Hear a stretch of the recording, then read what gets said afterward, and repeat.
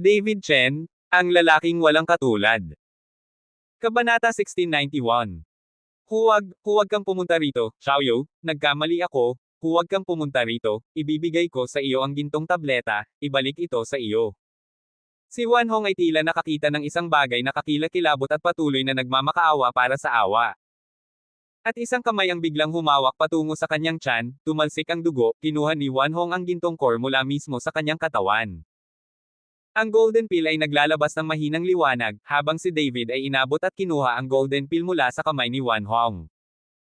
Iniunat ni David ang kanyang kamay at iniabot ang golden pill kay Humaz, dahil ito ang golden pill ni Xiaoyu. Tiningnan ni Humazi ang gintong tableta sa kamay ni David, at ang kanyang mga mata ay puno ng masalimuot na ekspresyon. Dahan-dahan niyang inabot ang kamay niya at dinala sa kanya si Jindan. Pagkatapos ng ilang sandali ng pag-aalinlangan, nilunok niya si Jindan ng isang subo. Isang pamilyar na pakiramdam ang dumaan sa katawan ni Humaz. Sa sandaling ito, tila nakita ni Humazi ang babaeng nagtaksil sa kanya, ngunit minahal niya ng husto. Inabot ni Humazi at marahang hinaplo sa kanyang harapan, na parang nasa harap ng kanyang mga mata ang Xiaoyu na iyon. Ang lahat ng ito ay dahil sa lakas ng pag-iisip ni David.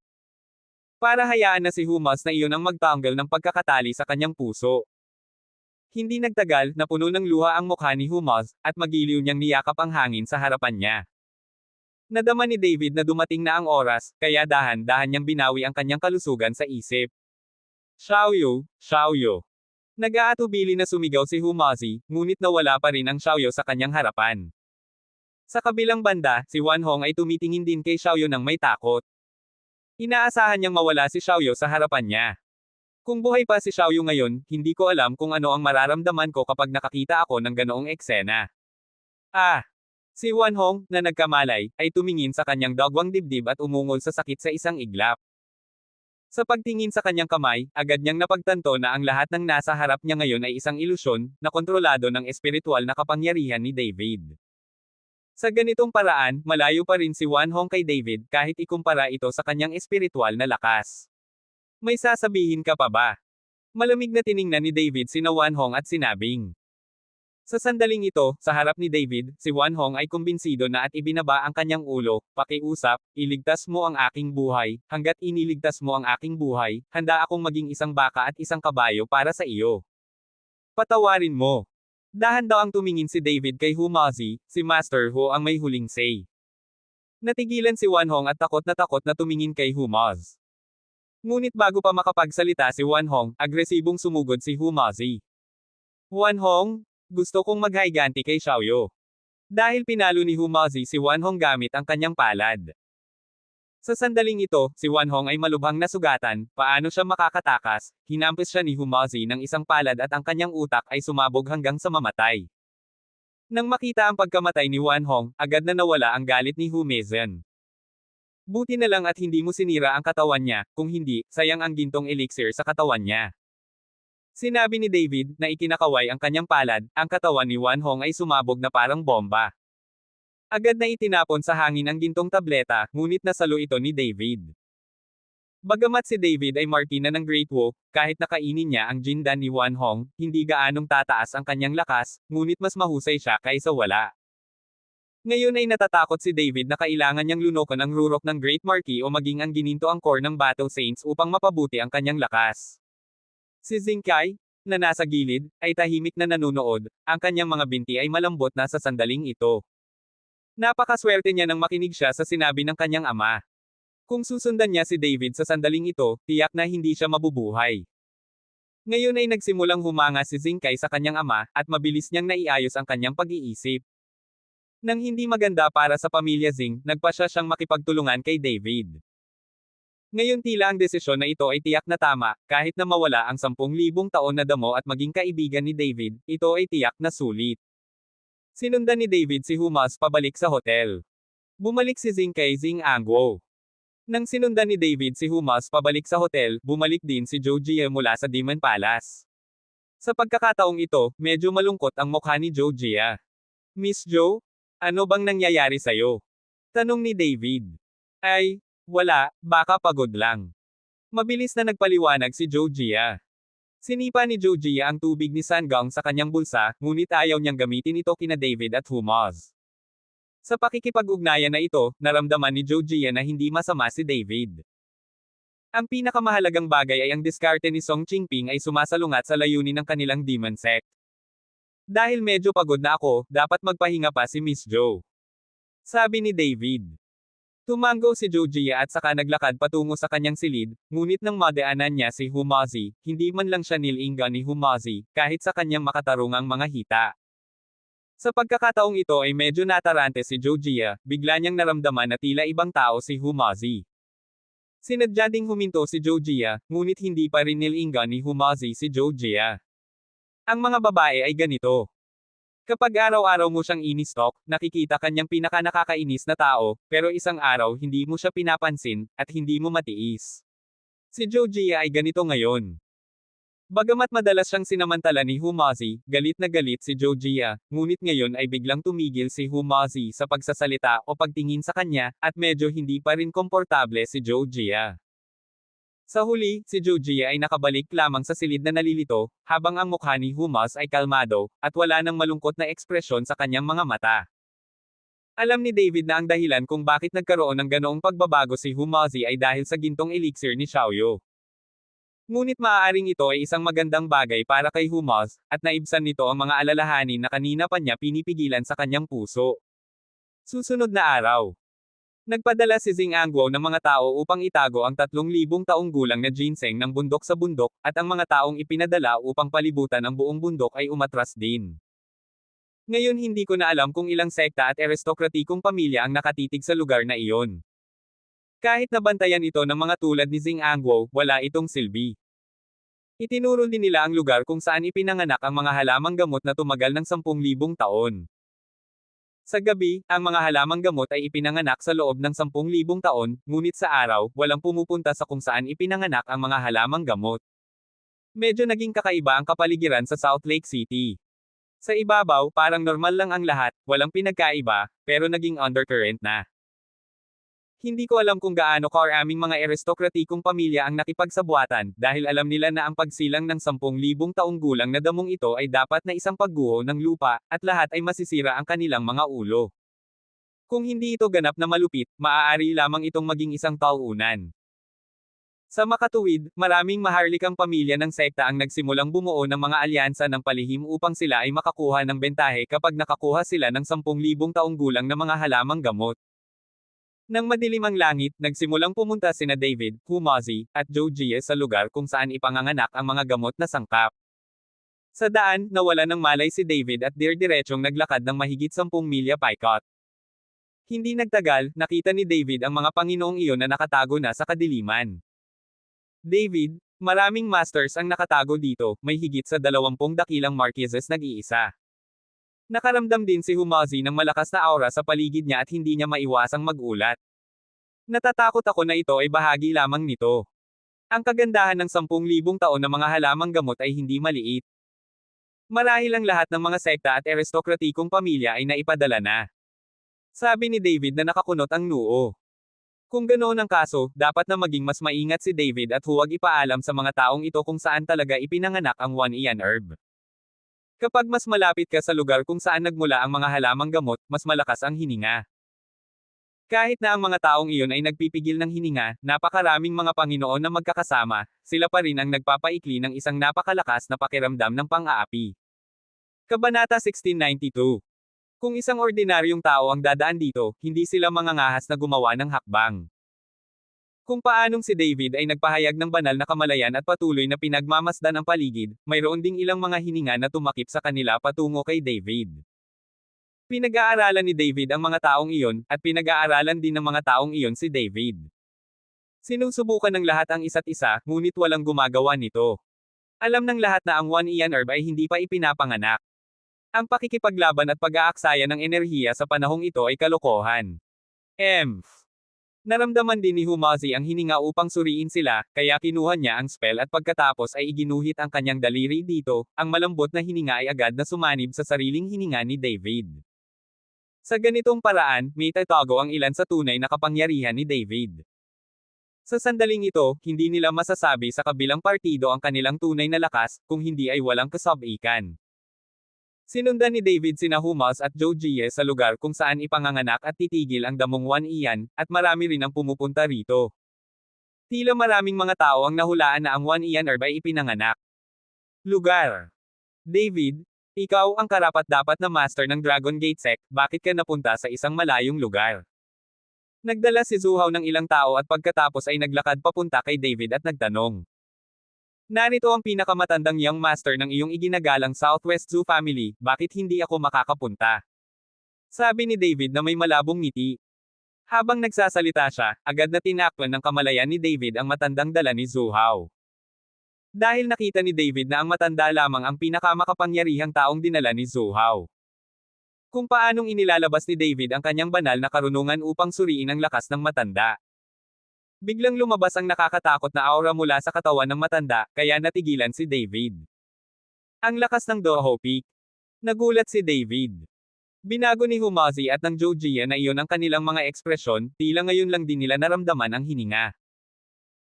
Nang makita ang ekspresyon ni David, malamig nang ngumiti si Zuhaw. David, ang lugar na ito ay hindi mas mahusay kaysa sa Kyoto, may mga tao sa Kyoto na magtatakpan ka, ngunit hindi dito, kung narito ka para sa 10,000 taon na damo, ipinapayo ko sa iyo na magmadali.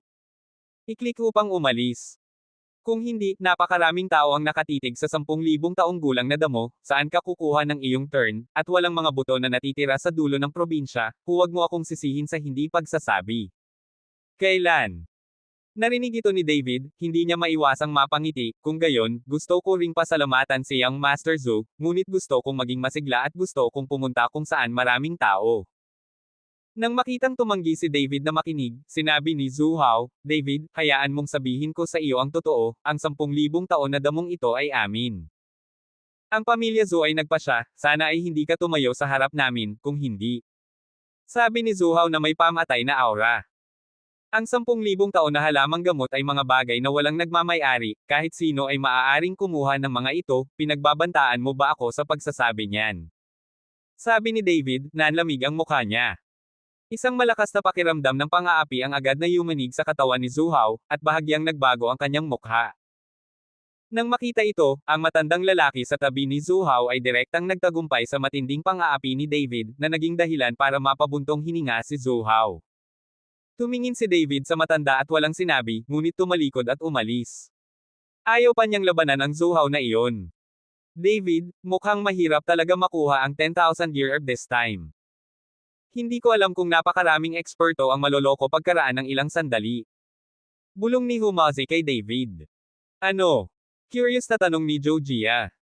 Dahil wala si Jogia noong pinag-usapan nina David at Humazi ang mga countermeasure, kaya hindi nila alam na si David at ang iba pa ay nagbabalak na magnakaw ng pangunguna. Hindi nagpaliwanag si Humazi at hindi na sumulyap kay Jogia. Sa pagkakataong ito, medyo hindi komportable si Jogia. Hindi niya maintindihan ang nangyari kay Humaz. Hindi kaya nalaman mong masama siya sa kanila. Nagsimulang tumugtog si Jogia sa kanyang puso. Sa katunayan, nagbago ang isip ni Humazi. Sa sandaling ito, ang gininto ang elixir ni Xiaoyu ay nasa katawan ni Humaz, at magkasama sila ng ganito. Sa makatuwid, si Humazi ay hindi nang ahas na tuksuhin ng ibang mga babae o tingnan sila ng basta-basta, naisip niya na malalaman ni Xiaoyu kung ito ang nangyari. Mula dito, makikita na ang sinseridad ni Humaz kay Xiaoyu. Hakbang natin ito, ngunit sa suporta ng pamilya Zing, maaaring wala tayong bentahe. Dahan-daw ang sabi ni David. Hanggat ang mga kampyon na ito ay hindi nagkakaisa at lahat ay lumalaban sa kanilang sarili, si David ay may pag-asa pa rin. Sa sandaling ito, biglang nagkaroon ng kaguluhan sa paligid, at ang mga master na nakatago sa kadiliman ay sunod-sunod na lumitaw, at lahat sila ay nagpakita ng takot. Sira, hindi ko inaasahan na magpapadala ang pamilyang Hong ng 18 Arhats. Natatakot ako na ang iba ay walang pagkakataon ngayon, ang pamilyang Hong ay nagdala ng lahat ng mga lumang base. Okay, ang sarap panoorin, pati ang pamilya Hong na libu-libong kilometro ang layo ay dumating na, mukhang hindi nalihim ang pagsilang nitong 10,000 taon na damo. Takot na nagsalita ang mga nakapaligid na master. Si David naman ay tumingin sa kabilang side at nakitang sa mahinang liwanag ng buwan ay mabilis na dumarating dito ang isang grupo ng mga tao. Karamihan sa mga tao sa grupong ito ay nag-ahit ng ulo, at ang kanilang mga ulo ay napakaliwanag. Binilang ni David at nalaman na aabot sa 18 tao ang nag-ahit ng kanilang mga ulo. Ito ay dapat na 18 arhat sa mga taong iyon. At ang pinuno ng mga taong ito ay si Hong Chenju mula sa pamilyang Hong sa silangang China.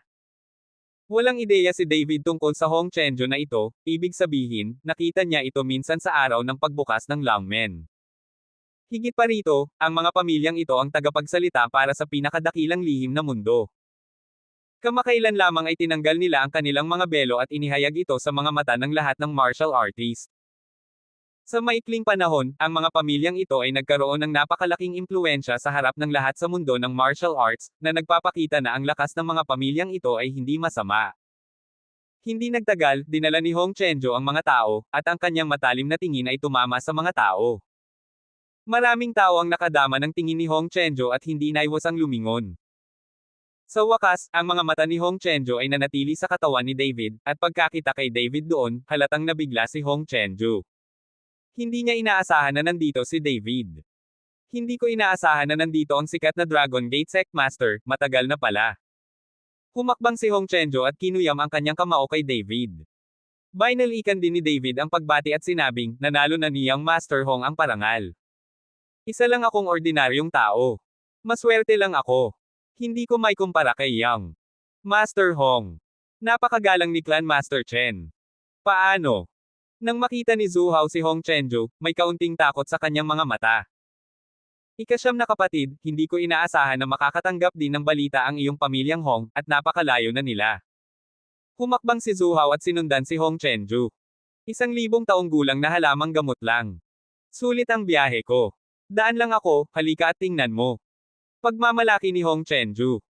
Tama, narinig ko na ang pamilya Hong ay may walang ugat na lupain kung saan ang mga bihirang bagay ay hindi maaaring tumubo, kung saan nakakakita ako ng 10,000 taon ng mga halamang gamot. Mabilis na nambobola ni Zhu Hao ang Hong Chenju na iyon. Nang pakinggan ni David ang mga salita ni Hong Chenju, naisip niyang nagyayabang lamang ito. Ngayon ang binatang ito ay mahilig magyabang kung siya ay may kaunting lakas. David, ang mga kabataang ito ba ay mahilig magyabang ngayon? Mabuti na lang at iba ka sa kanila. Kung araw-araw mo akong pinupuri ng ganito, mamamangha ako dito. Tumawa si Hu Mazi. Freedom of speech? Gusto ng mga tao, hindi natin makontrol. Sabi ni David sabay ngiti ng mahina. Mr. Chen? Mali ang sinabi mo, tapos hindi talaga sinabi ni Hong Chenju. Sa sandaling ito, isang boses ang nagmula sa likuran ni David. Lumingon si David at nakitang may dalang 12 tao si Jiang Wei.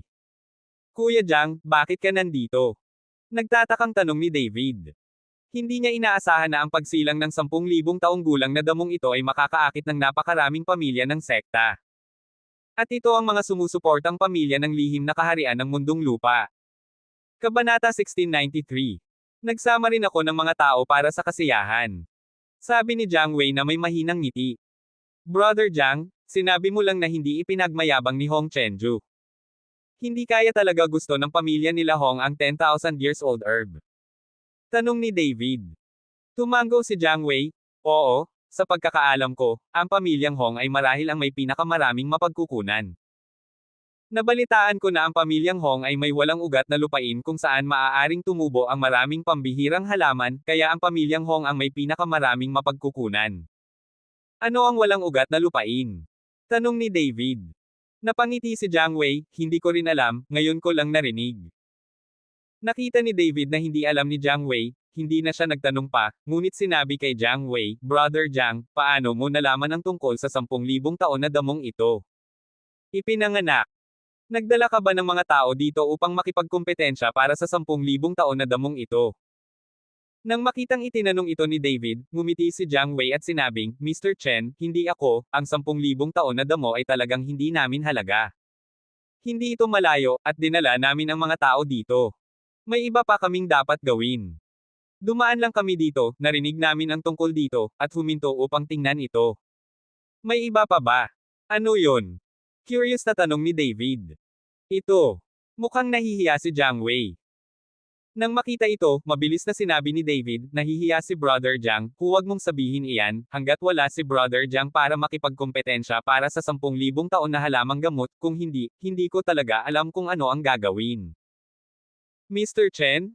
Huwag kang mag-alala, dahil ikaw kung gusto ko ang 10,000 taon na damo, hindi ko gagawin ito, kung kailangan ito ni Mr. Chen, matutulungan kita. Sabi ni Jiang Wei.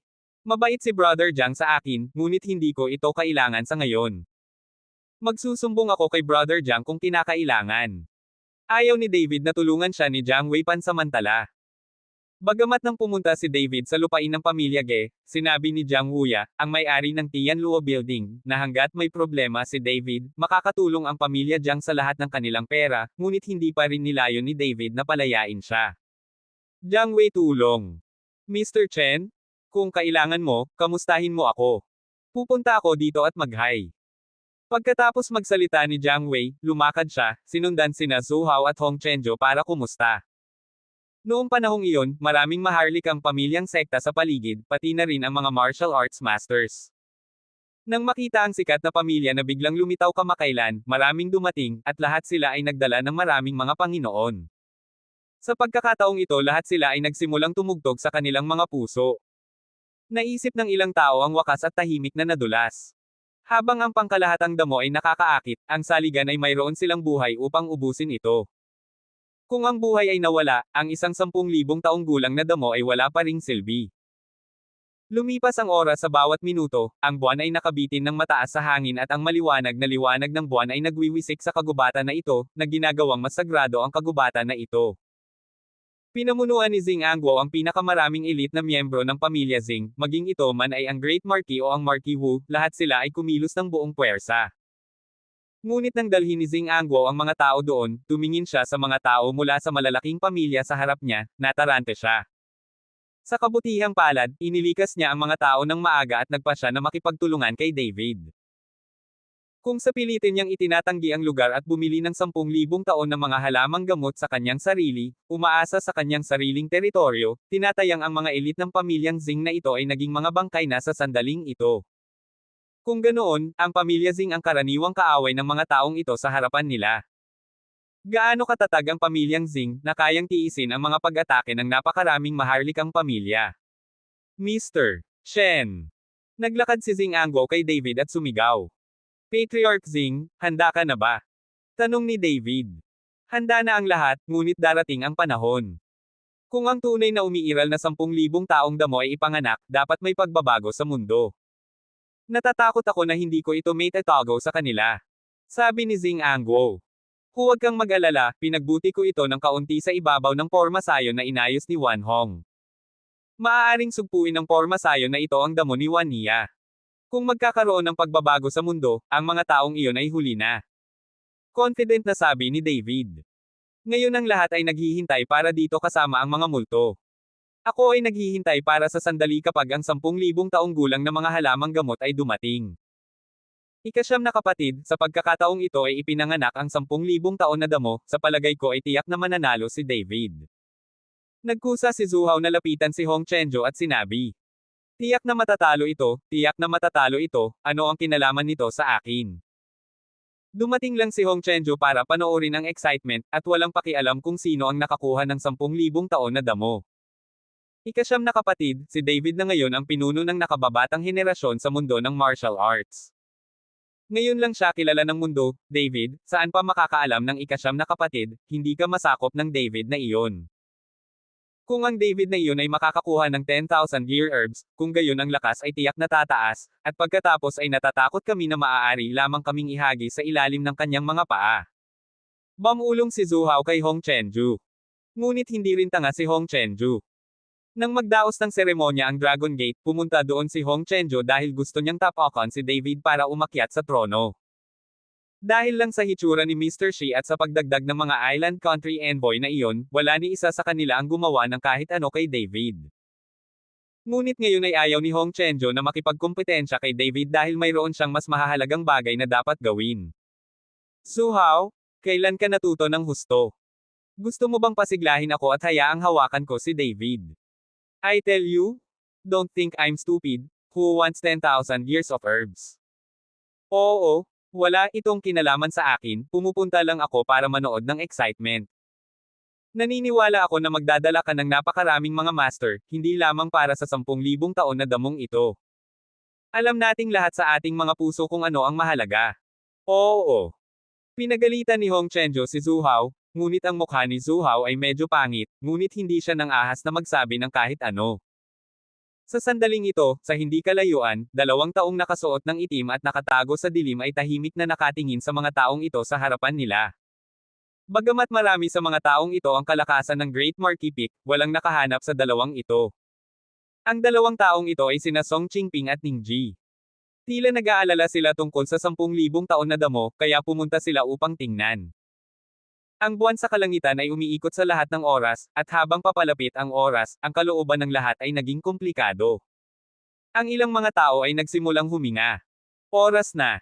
Biglang may sumigaw, at lahat ay hindi naiwasang tumingin sa oras. Nakakalungkot na pagdating ng panahon, hindi na hinintay ng lahat ang pagsilang ng 10,000 taong damo, at ang buong bundok at kagubatan ay tahimik pa rin. What's wrong? Baka mali ang date. Nang makita ito, hindi mapigilan ni Zhou Hao na sumimangot. Pinag-uusapan din ito ng iba. Malinaw, napakaraming tao ang nakakaalam na ang araw na ito ay ngayon, kaya hindi ito dapat mali. Baka maling lugar. Sabi ng isang tao. Oo, ito ay dapat na maling lugar. Ang lugar kung saan ipinanganak ang 10,000 taon na damo ay wala dito. May nagsimulang kumuyam ng kanilang mga daliri at muling kinalkula ang lugar kung saan ipinanganak ang 10,000 taong gulang na damo. Kumaway si David kay Humazi sa sandaling ito, at naunawaan ni Humazi at umalis. Ilang sandali pa, sa timog kanluran kung saan naroroon ang lahat, biglang lumitaw ang isang maitim na ulap sa kalangitan, tinakpan ng maitim na ulap ang liwanag ng buwan, at sinabayan pa ng dagandong. Ang pangitaing ito ay agad na nakakuha ng atensyon ng lahat, at lahat sila ay tumingin sa timog kanluran. Isinilang ang 10,000 taon na damo, wala dito. Hindi lang may sumigaw, kundi tumakbo ang lahat papunta sa lunchroom. Tumingin si Jiang Wei sa tanawin sa timog kanluran at gustong pumunta ng may pagtataka, ngunit nakita niya si David na hindi kumikibo, kaya nagtanong siya ng may pagtataka, Mr. Chen, hindi ka ba makakapunta? Ayaw mo ba? Nakuha mo ba ang 1 Ian herb? Ngumiti si David at sinabing, siguradong hindi ang 1 Ian herb na ipinanganak doon. Si Jiang Wei ay nagulat at nagtaka kung bakit si David ay may kumpiyansa, ngunit hindi pa rin niya napigilan ang kanyang pagkamausisa at hiniling si Runa na magtanghalian. Kabanata 1964. Sa sandaling ito, naroon si Humazi, at ang mga spell sa kanyang mga kamay ay sunod-sunod na tumama sa langit. Dumagundong. Lumakas ang kulog at yumanig ang lupa. David, mayroon kang 10,000 taon na damo, ngunit huwag mo akong kalimutan. Si Humazi ay pawis na pawis sa sandaling ito. Kailangan mong malaman na ang pagsasagawa ng discarding ito ay medyo may sensi ng enerhiya. Naramdaman ng lahat ang pagyanig ng lupa, at ang bilis pa. Nang makitang papalapit ang lahat, agad na bumagsak si Humazi sa lupa, at pagkatapos ay nagsimulang mag-crack ang lupa, na parang may gustong tumaas sa langit. Isinilang ang 10,000 taon na damo. Si Zhu Hao, na unang dumating, ay tuwang-tuwa na sumigaw habang patuloy na tumataas ang lupa. Tapos yung iba nagmamadali. Nakita ng lahat na tumataas at bumababa ang lupa, ang kanilang mga puso ay tumataas sa kanilang mga lalamunan, at hindi nila namamalayan na hawak ang kanilang mga sandata sa kanilang mga kamay. Boom! Nagkaroon ng isa pang dagindong, na sinundan ng isang sinag ng liwanag na tumaas sa kalangitan, at ang sinag ng liwanag na ito ay agad na naghugas ng madilim na ulap sa kalangitan. Katutubo. Masaya si Zhu Hao, tumalon ang buong tao at dumiretso sa liwanag. Kasabay nito, sunod-sunod na tumayo ang hindi mabilang na mga tao sa kanilang paligid. Dahil sa 10,000 taon na mga halamang gamot, ang mga taong ito ay natakot na hindi man lang sila mamatay. Dahil nagpasya silang manatili, gagawin nila ang kanilang makakaya. Tigilan mo sila. Malakas na utos ni Zhu Hao nang makita niya ito. Nakita ko na nagsimulang harangin ng mga subordinate na dinala ni Zhu Hao ang mga sumugod sa 10,000-year herb. Para naman sa matandang lalaki ng pamilya Zhou, isang nakakatakot na aura ang lumabas sa kanyang katawan, at lumabas ang kanyang mga palad, at ilang mga figure ang agad na natamba. Ang lakas ng Doho Peak ay hindi biro. Ikinumpas ng matanda ang kanyang palad na parang tigre na bumababa mula sa bundok. Ang iba ay walang pagkakataong makalapit sa 10,000 taong gulang na damo. Nang makita ang kalupitan ng matanda, marami ang hindi ng ahas na humakbang pasulong, at higit pa ang hindi ng ahas na hawakan ang 10,000 taong damo. Ang lahat sa pamilya Zhou ay bumuo ng bilog at pinalibutan si Zhou Hao, ngunit sa sandaling ito, hinawakan ni Zhou Hao ang kanyang katawan at hinawakan ang bundok ginseng sa hangin. Hahaha, nakuha ko, nakuha ko. Tuwang-tuwa si Zhou Hao. Lahat ay tumingin sa ligaw na ginseng sa kamay ni Zhou Hao na may katakawan at inggit sa kanilang mga mata. Si Zhou Hao ay hindi natatakot sa mga taong iyon, nakatutok lamang siya kay Hong Chenju, hanggat hindi iniisip ni Hong Chenju ang halamang gamot, walang sino man ang makakaalis ng halamang gamot sa kanya. Ang ilang mga tao ay tumingin sa mga halamang gamot sa mga kamay ni Zhou Hao, hindi sila nakatiis, sila ay tumalon at naglakad patungo kay Zhou Hao, sinusubukang kunin ang mga halamang gamot sa mga kamay ni Zhou Hao. Naghahanap ka ba ng kamatayan? Malamig na ngumuso ang matanda at saka ito sinuntok. Boom! Ikinaway ng matanda ang kanyang kamay, at agad na binaril ang lalaking gustong humawak ng damo. Sa pagkakataong ito, walang nang ahas na agawin ito, at naiinggit na tumingin kay Zhou Hao. At sabay sa kabila. Napabuntong hininga si Humazi at sinabi kay David, David, nalinlang ang mga idiot na iyon, bilasan mo at kunin mo ang 1 Ian herbs, may utang kang pabor sa akin, halos pagod mo na ako. Huwag kang mag-alala, Master Hu, tiyak na tatandaan ko ito. Bahagyang ngumiti si David, pagkatapos ay pinitik ang kanyang mga daliri, at pagkatapos ay nagsimulang yumanig ng kaunti ang lupa. Hindi nagtagal ay bumangon sa hangin ang mga itim na bato, nagniningning sa liwanag ng buwan. Break! Ikinumpas ni David ang kanyang palad, ang mga itim na batong iyon ay agad na sumabog, at ang pormasyong itinatag ni Wan Hong ay agad na nawala. Sa sandaling mawala ang porma sayon, ang buong kagubatan ng bundok ay agad na naliwanagan ng kakaibang liwanag. Nakita ko ang isang 10,000 taong gulang na Polygonum multiflorem na tahimik na lumalaki sa lupa. Si Hishuo ay nagpapalabas ng gininto ang liwanag, at ang maliwanag na liwanag ay inihahambing sa liwanag ng buwan. Nang makita nila si Hishuo sa loob ng 10,000 taon, ang mga mata ng lahat ay dilat na dilat, at ang kanilang mga mata ay puno ng hindi kapanipaniwala. Ito ay isang 10,000 taong gulang na damo. Nanginginig si Xing Angguo. Ito ang unang pagkakataon na nakita niya ang 10,000 taong gulang na damong ito. Tinitigan ng lahat si Hishuo sa loob ng 10,000 taon, ngunit natigilan si David. Dahil natuklasan niya na ang 10,000 taon ng Polygonum multiflorem ay naging lupain ng mga likas na yaman na matatagpuan sa lihim na kaharian ng Demon Sect. Nang pumasok si David sa pangalawang pagkakataon, nalaman niyang unti-unting nawala ang 10,000 taong gulang na si Hishuo. Pero hindi ko inaasahan na lalabas ito dito. Maaaring ang mga halamang gamot na nilalaman nito ay sa kalaunan ay ipanganak sa mundong ito. Si David ay puno ng pagtataka, hindi sigurado kung bakit iyon. David, bilasan mong kunin itong 10,000 taong gulang na Polygonum multiflorem. Hinimok ni Humazi si David. Oh, tama. Tumango si David at saka naglakad patungo sa Hishuo sa loob ng 10,000 taon. Sa ngayon, excited na excited ang mood ni David. Ngunit nang malapit na si David sa 10,000 taon na Hishuo, biglang kumulog. Dumadagindong. Ang kulog na ito ay agad na tumama sa 10,000 taong gulang na Polygonum multiflorem, na sinundan ng isang pagsabog ng nakakatakot na kapangyarihan mula sa 10,000 taong gulang na Polygonum multiflorem. Ang napakalaking puwersa ay direktang nagpabagsak sa mga tao sa paligid, maging si David ay walang kaitiliwasan, at ang kanyang katawan ay binaril ng napakalayo. Ang langit ay nagsimulang natakpan ng maitim na ulap, at ang asul na kidlat ay gumapang sa madilim na ulap, na parang naghahanap ng target. Tumayo si David, tumingin sa milyong taong gulang na si Hishuo, at biglang tumalon. Sa anumang kaso, dapat niyang makuha itong 10,000 taon ng Hishuo. Ngunit nang si David ay malapit ng hawakan ang 10,000 taong gulang na si Hishuo, biglang umugang muli ang isa pang kulog, at si David ay pinasabog ng isang malaking puwersa. Mukhang hindi madali ang pagkuha nitong 10,000 taon na damo. Bahagyang kumunat ang noo ni David. Siyempre, tulad nitong 10,000 taong gulang na damo, bago ito ipinanganak, kadalasan ay may mga espiritong hayop sa paligid nito. Ngayon, walang espiritong hayop sa Hishuo. Tila pinoprotektahan ito ng kulog at kidlat sa kalangitan. Sabi niya habang nakatingala sa kulog sa hangin. Kailangan nating makahanap ng paraan ng mabilis, kung hindi, ang mga taong iyon ay matatakot na bumalik. Paalala ni Xing Angguo. Siguradong babalik ang grupong ito ng mga taong may ganoong pananaw, na nakatakas lang. Noong panahong iyon, naisip ni David na kunin ang One Ian Hishuo, ngunit maaaring hindi ito ganoon kasimple. Hindi isang masamang gininto ang katawan. Galit na sigaw ni David, lumitaw ang gininto ang liwanag sa kanyang katawan, at tinakpan ng mga gintong kaliskis ang kanyang buong katawan. Ninanais ni David na labanan ang pag-atake ng kulog at kidlat at makakuha ng Polygonum Multiflorem sa loob ng 10,000 taon.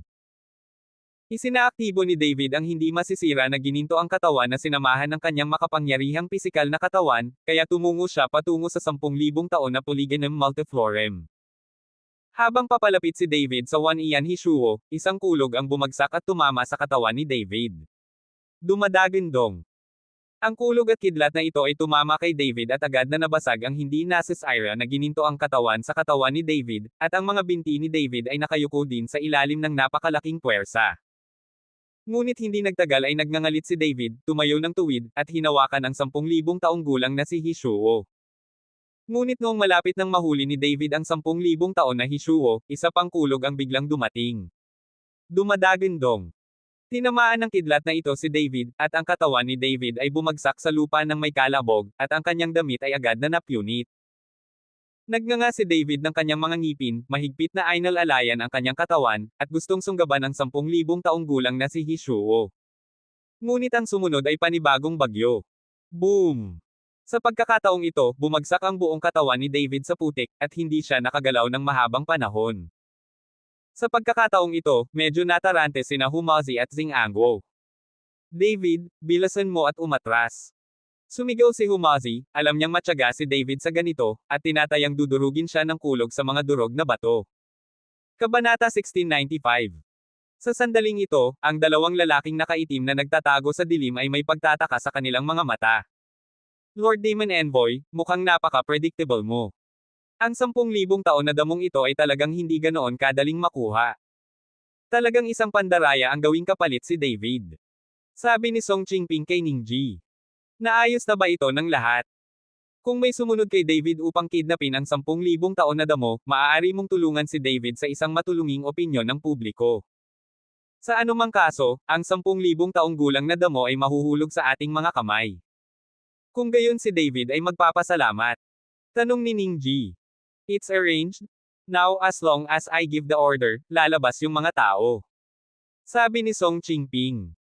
Tumango si Ningji. Pagkatapos ay tumingin muli kay David, nalaman niyang iginulong ni David ang kanyang katawan sa lupa sa sandaling ito, malayo sa 10,000 taon ni Hishuo. David, okay ka lang? Humazi humakbang at nagtanong. Walang problema, paanong ang kulog at kidlat na ito ay napakalakas, mas malakas pa kaysa sa akin. Dahan-dahang tumayo si David at tumingin kay Hishuo sa loob ng 10,000 taon, medyo nalilito. Si Zhou Hao sa kabilang panig, pagkatapos makuha ang mga halamang gamot, ay aalis na sana, ngunit biglang napagtanto na kung nasaan sila ngayon, may dumadagandong na tunog sa sandaling ito. Kaagad pagkatapos, nagkaroon ng itim na ulap sa kalangitan, at hindi mabilang na asul na kidlat ang patuloy na dumaan sa loob ng itim na ulap. Ang pangitaing ito ay higit na kamangha-mangha kaysa dito. Maaaring 2,000 taong gulang na halamang gamot ang isinilang ngayon. May nagtanong, nalilito. Hinawakan ni Zhou Hao ang mountain ginseng sa kanyang kamay, nakasimangot, at sinabing, sira, baka niloko tayo. Sa katunayan, nang matanggap ni Zhou Hao ang mountain ginseng na ito, siya ay medyo naghinala, dahil ang aura na nagmumula sa bundok na ginseng na ito ay hindi katulad ng isang 10,000 taong gulang na damo. Sa puntong ito, hindi makasigurado si Zhou Hao. Ngunit ngayon na nakita na nila kung nasaan sila ngayon, ang mga pangitain ay madalas na nangyayari, at dahil si David ay hindi sumama sa kanila, alam niyang maaaring siya ay ipinagkanulo. Bumalik ka! Umungol si Zhou Hao at sumugod patungo sa kinaroroonan niya ngayon. Tiningnan ni Hong Chenjo ang eksena noong araw na iyon, at bahagyang umangat ang gilid ng kanyang bibig, ang David na ito ay tila mas matalino kaysa sa inaakala ko. Pinangunahan din ni Hong Chenjo ang mga tao pabalik, at si Jiang Wei ay parang si David sa oras na ito.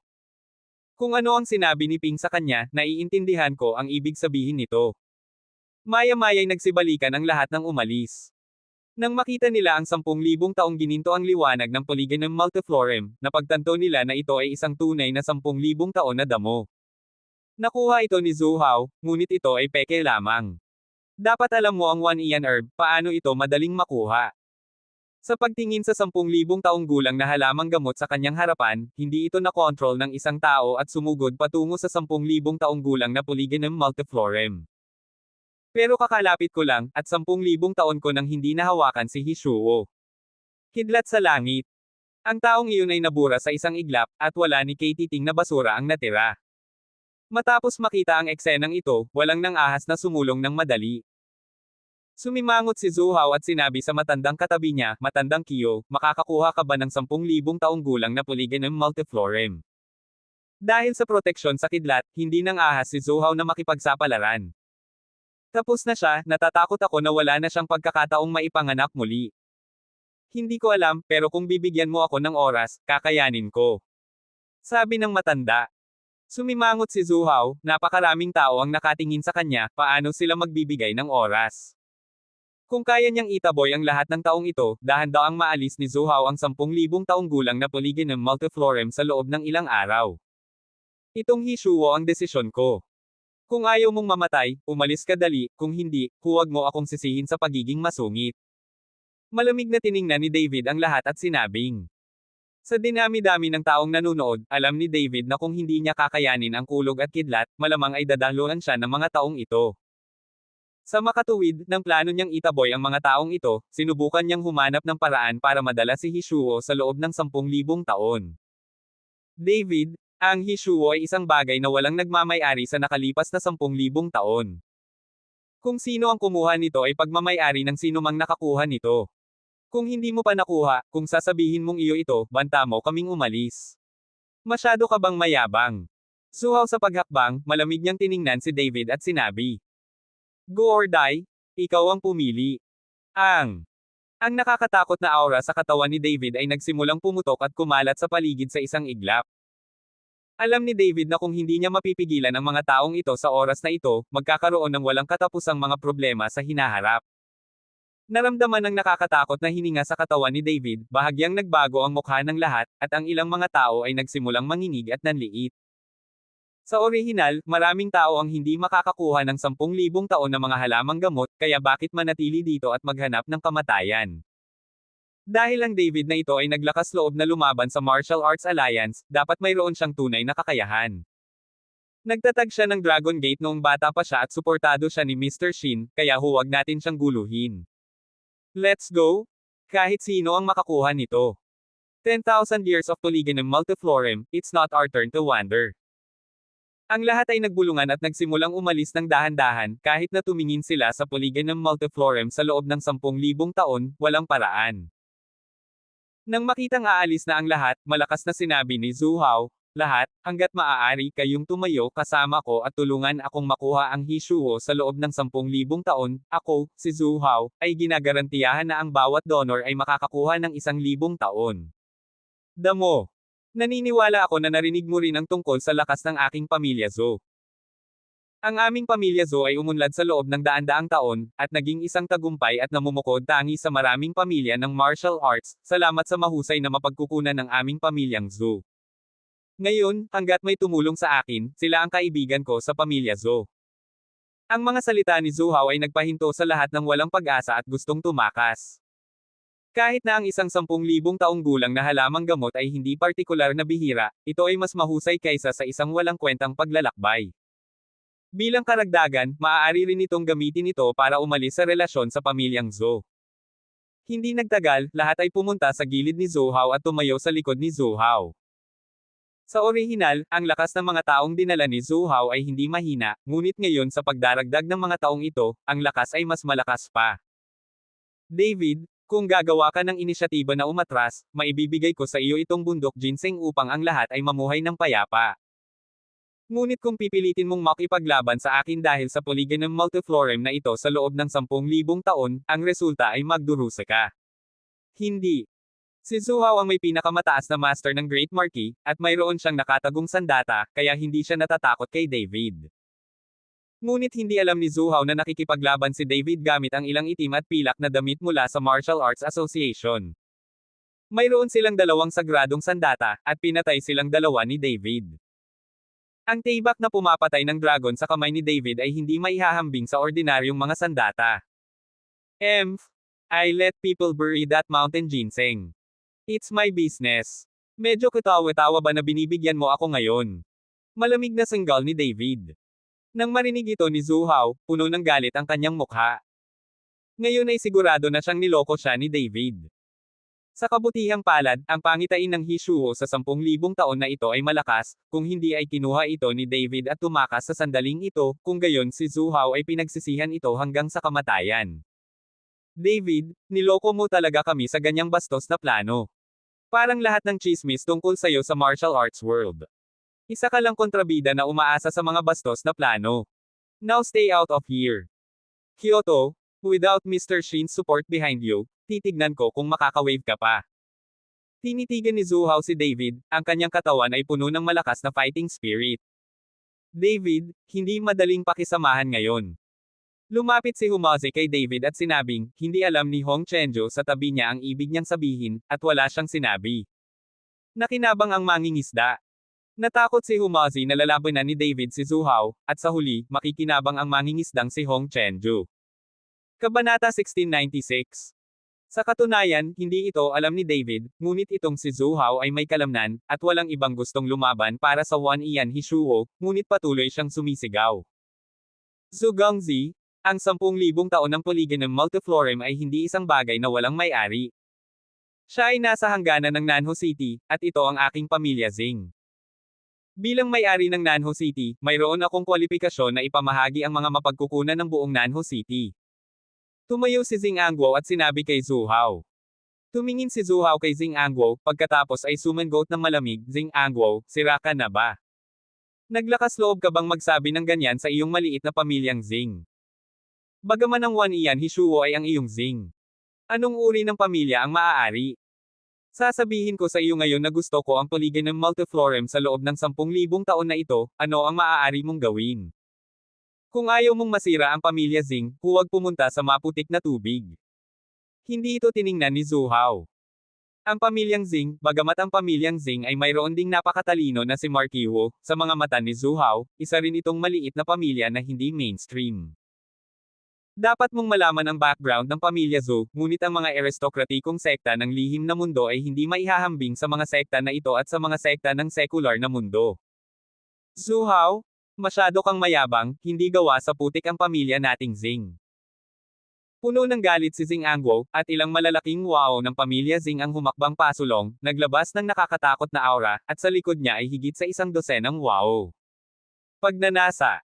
Zing Angguo, gusto mo bang makasama si David? Bahagyang ipinikit ni Zhu Hao ang kanyang mga mata.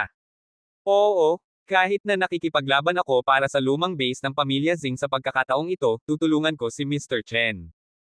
Matigas na sabi ni Zing Angguo. Pero nagsusugal din siya. Kung titingnan ngayon, ang lakas ni Zhu Hao ay malinaw na mas malaki kaysa kay David, ngunit alam ni Zing Angguo na ang tunay na lakas ni David ay maaaring mas malakas kaysa sa kanyang nakikita. Dahil tinulungan mo si David, huwag mo akong sisihin sa pagiging masungit. Napakurap si Zhu Hao, at ang napakagandang marquee sa tabi niya ay agad na tumalon at dumiretso kay Zing Angguo. Si Zing Angguo mismo ay isa ring dakilang marquee, kaya sa harap ng pag-atake, hindi siya natakot, mabilis na ikinuyom ang kanyang kamao at sinuntok ito. Boom! Sa sandaling nagbanggaan ang mga kamao, ang nakakatakot na enerhiya ay kumalat sa lahat ng dako. Isang malaking butas, ilang metro ang diametro, ang lumitaw sa lupa, na nagpapakita na ginawa nilang lahat ang kanilang makakaya. Nang gamulong sa ere ang figure ni Zing Angguo, bumagsak siya sa lupa at umatras ng ilang hakbang. Bahagyang namamanhid din ang kanyang mga kamay, at malinaw na mas malala si Zing Angguo kaysa sa kanyang kalaban. Hinarang ng kalaban si Zing Angguo, ngunit hindi siya sumuko at muling sumalakay, na ikinitok si Zing Angguo sa kanyang harapan. Isa itong one-shot kill. Nang makita ito, iniunat ni Zing Angguo ang kanyang kamay at hinaila ito sa kanyang baywang, at lumitaw ang Xuanhua Axe sa kanyang kamay. Ang Xuanhua Axe ay sumikat sa liwanag ni Senador Han, at nagsimulang kumalat ang aura ng Battle Saint. Banal na sandata. Nang makita ang Xuanhua Axe sa kamay ni Zing Angguo, lahat ay napabuntong hininga ng hindi sinasadya. At ang umaataking Panginoon ng pamilyang Zhou, nang makita ang sagradong sandata na si Zing Angguo sa kanyang kamay, ay mabilis na tumigil, at may bakas ng takot sa kanyang mga mata. Pumunta ka sa impyerno. Galit na sigaw ni Jing Angguo, at ang palakol ng Xuanhua sa kanyang kamay ay nalaslas paitaas. Isang sinag ng liwanag ang bumangon sa kalangitan at isang bagzo ng hangin ang umihip saglit, at ang nakakatakot na puwersa ay dumiretso sa Panginoon ng pamilyang Zhou. Ang Panginoon ng pamilya Zhou ay nagulat, at ang kanyang katawan ay mabilis na umatras, ngunit huli na, at ang kanyang katawan ay agad na nilamon ng liwanag. Nakita ng lahat na ang Panginoon ng pamilya Zhou sa hangin ay sumalakay sa liwanag, at pagkatapos ay isang marahas na alon ang naganap.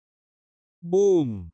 Ang katawan ng master ng pamilya Zhou ay direktang hinaipa ng pulbos, at ang ambon ng dugo ay nahulog mula sa langit. Nang makita ito, Zhu Hao, pabayaan kung gaano kapangit ang kanyang mukha. Hindi niya akalain na magkakaroon ng sagradong sandata ang maliit na pamilyang Jing. Dapat mong malaman na ang mga malalaking sekta na pamilya sa Kyoto ay maaaring walang sagradong sandata. Maaaring ang pamilyang Jing na ito ay isa ring lihim na pamilya, isang kinatawan ng pamilya ng lihim na kaharian. Sumimangot si Zhu Hao. Zhu Hao, huwag mong maliitin ang iba, ang pamilya ko Jing ay hindi isang bagay na gusto mo lang kurutin. Hinawakan ni Jing Angguo ang Xuanhua Axe, at agad na lumakas ang kanyang kumpiyansa. Jing Angguo, nakikipag-date ka kay kamatayan.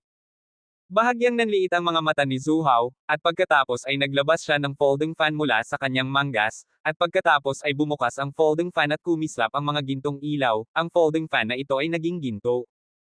At ang hininga na nagmumula sa folding fan ay mas matindi at nakakatakot.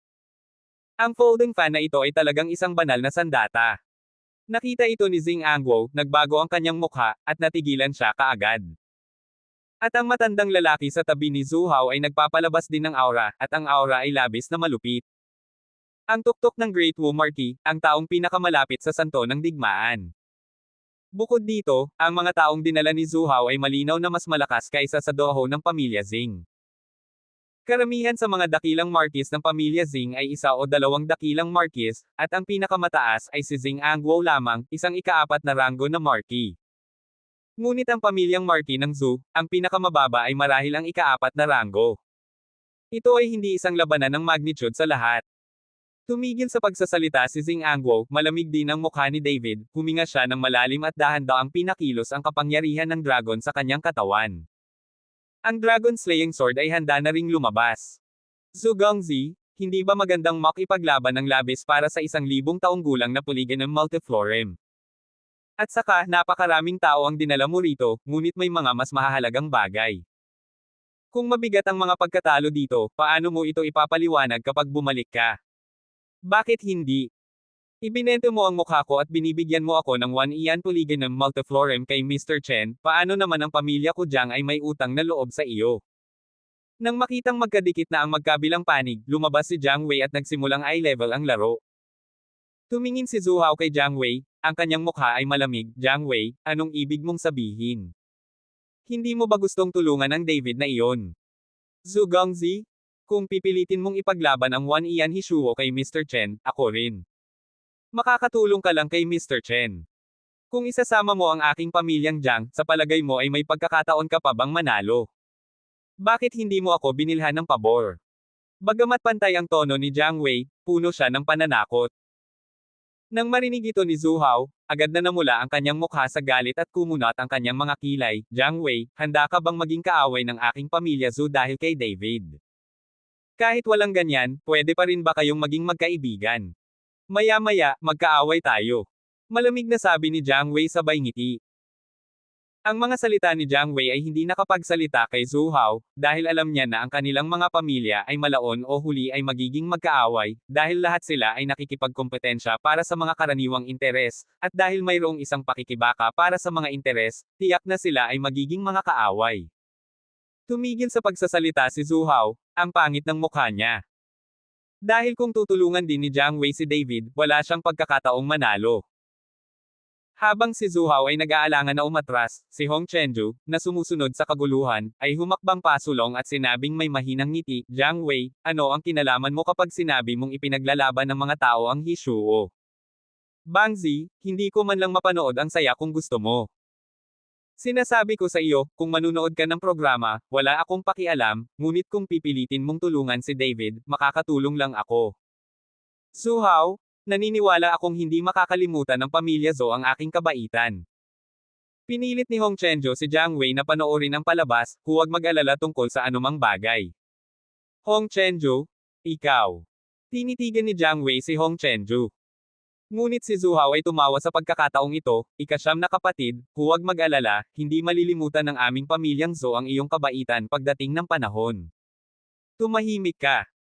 Nang may sasabihin pa sana si Zhu Hao, galit na pinandilatan ni Hong Chenjo si Zhu Hao, dahilan para mapalunok kaagad si Zhu Hao sa kanyang mga salita.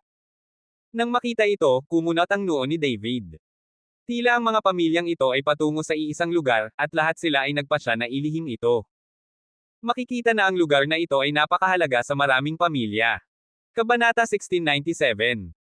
Ang iba ay tumingin dito na may nalilitong mga mata, hindi alam kung ano ang relasyon ng mga pamilyang ito, kung paano mo siya tinulungan kanya, lahat sila ay naguguluhan. Parehong nalilito sina Ningji at Song Qingping na nagtatago sa dilim. Master Demon Envoy, ano ang relasyon ni David at ng pamilyang Jiang? At Xing Angwo, bakit siya nag-take ng malaking panganib para tulungan si David? At ang pamilya Zhou at ang pamilyang Hong, parang hindi. Para bang nanggaling ito sa Hishuo 10,000 taon na ang nakalilipas? Tanong ni Song Qingping kay Ningji sa mahinang boses. Bahagyang sumimangot si Ningji, puno ng pagdududa ang kanyang mga mata. Hindi niya alam ang pagkakakilanlan ng Hall Master ni David Tianlong Hall, at hindi niya alam na ang pamilyang Ge sa Secret Realm ay ang Hall ng Tianlong Hall. Ang pamilyang Jiang ay kinatawan ni Chanluolo sa sekular na mundo, at si Chanluolo ay may magandang relasyon sa pamilyang Ge. Sa makatuwid, si Jiang Wuya, ang may-ari ng Chanluolo, ay nag-utos sa pamilya Jiang na tulungan si David kung siya ay nasa problema. Imposibleng malaman ni Ningji ang ganitong komplikadong relasyon. Ngunit may isang bagay na nahulaan ni Ningji, at iyon ang kinalaunan ng mga pamilyang ito. Ang lahat ba sa Panglay Island ay nakaayos? Tanong ni Ningji kay Song Qingping. Ito ay nakaayos, hanggat pumunta si David sa isla, siya ay mahuhuli sa ating bitag. Tumango si Song Qingping. Huwag maging pabaya, ang mga taong ito ay malamang napupunta sa Panglay Island, at dapat nilang malaman na ang lugar kung saan naibalik ang aura ay nasa Panglay Island. Kaya nga dinala nila ang napakaraming master sa Panglay Island, dahil gusto nila bago mabuhay ang spiritual chi, nagtayo sila ng teritoryo sa Panglay Island para bigyan ang kanilang mga amo ng tirahan sa Secret Realm sa likod nila. Bahagyang nanliit ang mga mata ni Ningji, at sinabi niyang may nag-aalalang ekspresyon. Kung ganoon ang kaso, tiyak na magkakaroon ng madugong bagyo sa Panglay Island. Maaari ba silang linlanggan ng mga peking guho na ginawa natin at bitag ang mga taong ito? Nag-aalalang tanong ni Song Qingping. Sabay-sabay nating gawin ito, ngunit dapat makuha ni David ang Polygonum Multiflorem sa loob ng 10,000 taon na ito, kung hindi, wala tayong pagkakataong makuha ito. Sabi ni Ningji kay Song Qingping. Kung nakuha ni Zhu Hao ang 10,000 years Polygonum Multiflorem, ang sekta ng demonyo ay walang pagkakataon. Kung hayagang mahuli nila ang pamilya Zhou, maaaring hindi nila ito maaga, at malalantad din ang lihim na kaharian ng Demon Sect. Ngunit kung nakuha ito ni David at nasa tabi niya si Zhou Jia hanggat pinapakain si David ng tubig ng Sanggang, madaling makuha ang 1 Ian Polygonum Multiflorem. Okay, babalik ako sa Demon Spirit Sect para tumawag ng isang tao. Kung matalo si David, tutulungan ko siya para mas magtiwala siya sa akin. Nagmamadaling umalis si Song Qingping para tumawag ng isang tao. Sa sandaling ito, sinundan ni David ang Zhu Hao na iyon, mayabang pa rin. Kasabay nito, tinitigan ni Jiang Wei si Hong Chenjo, at saglit siyang hindi nakapagdesisyon. Kuya Jiang, salamat sa iyong kabaitan, tingnan mo lang, ako na mismo ang hahawak sa bagay na ito. Sabi ni David kay Jiang Wei. Walang magawang tumango lang si Jiang Wei at tumabi. Kung tutulungan niya si David, tutulungan ni Hong Chenjo si Zhu Hao, at sulit pa rin ang pagkawala. Ang mga partido ay panandalian sa isang pagkapatas, at ang 10,000 taon ng Polygonum Multiflorem ay nagpapalabas pa rin ng ningning, ang kalangitan ay natatakpan ng maitim na ulap, at ang asul na kidlat ay lumilipad sa kalangitan sa gabi. Gayunpaman, sa paglipas ng panahon, ang liwanag na ibinubuga ni Hishuo sa loob ng 10,000 taon ay nagsimulang kumupas, at ang buong Hishuo ay nagsimulang lumabo, na parang ito ay nawawala. Nasira ito, nawala si Hishuo sa nakalipas na 10,000 taon. Nang makita ito, agad na naalala ni David ang nakita niya sa resource area ng Demon Sect. Noong panahong iyon, ganito rin si 1 Ian Hishuo, at pagkatapos ay unti-unti itong naging transparent at tuluyang nawala. Kung titingnan mo ang 10,000 taon ng Polygonum multiflorem, ito ay ganito. Iminumungkahi ng mga pagtatansya na hindi magtatagal bago ito mawala. Hindi alam ni David kung saan pupunta matapos ang Polygonum multiflorem ay extinct sa loob ng 10,000 taon. Gawin mo, mawawala si Juan Ian Hishuo. Nang matapos magsalita si David, binaril ng buong tao si Juan Ian Hishuo. Ngunit nang sumugod si David patungo sa Juan Ian Hishuo, mabilis na lumabas si Zhou ng ilang tao upang harangin si David. Bahagyang nagbago ang mukha ni David, at bumilis muli ang kanyang katawan. Boom! Sa sandaling ito, isang nakakatakot na aura ang biglang umatake kay David, at pagkatapos ay nakita ko ang isang itim na anino na bumaril kay David. Banal na kamao ng liwanag. Sigaw ni David at pinalo ito ng isang suntok. Sa sandaling ito, si David ay hindi nang ahas na magpigil kahit kaunti, sa sandaling kumilos siya, ginawa niya ang kanyang makakaya. Agad na itinaboy ni David ang anino. Kasabay nito, ang matandang lalaki sa tuktok ng doho sa paligid ng Zhou ay bumaril din. Ang kanyang layunin ay dumiretso kay David. Bahagyang kumunat ang noo ni David, at kung lumaban siya ng ganito, wala siyang paraan para makuha si Juan Ian Hishuo. Sa sandaling ito, hawak ni Xing Angguo ang Xuanhua axe at nilalaslas ang matanda gamit ang isang palakol.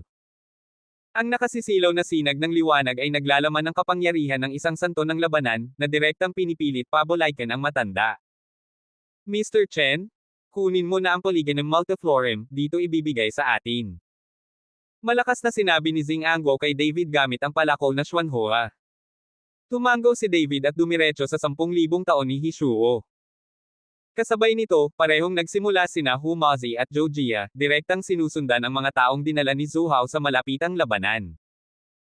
Si Zhou ay may hawak na folding fan sa kanyang kamay, at nang makita niya si David na naglalakad patungo sa Juan Ian Hishuo, nagmamadali niyang iwinagayway ang folding fan sa kanyang kamay, at ang mga sinag ng liwanag ay lumipad patungo kay David. Nang makita ito, agad na nakita ni David ang Dragon Slaying Sword sa kanyang kamay. Ang Dragon Slaying Sword ay bahagyang kuminang ng Cyan Light, at ang nakakatakot na sword energy ay sumabog sa isang iglap. Kumpara pa ito sa diwa ng martial arts folding fan sa kamay ni Zhou. Dang dang dang. Sa ilang matatalim na tunog, direktang hinaranggan ni David ang mga sinag ng liwanag na iyon.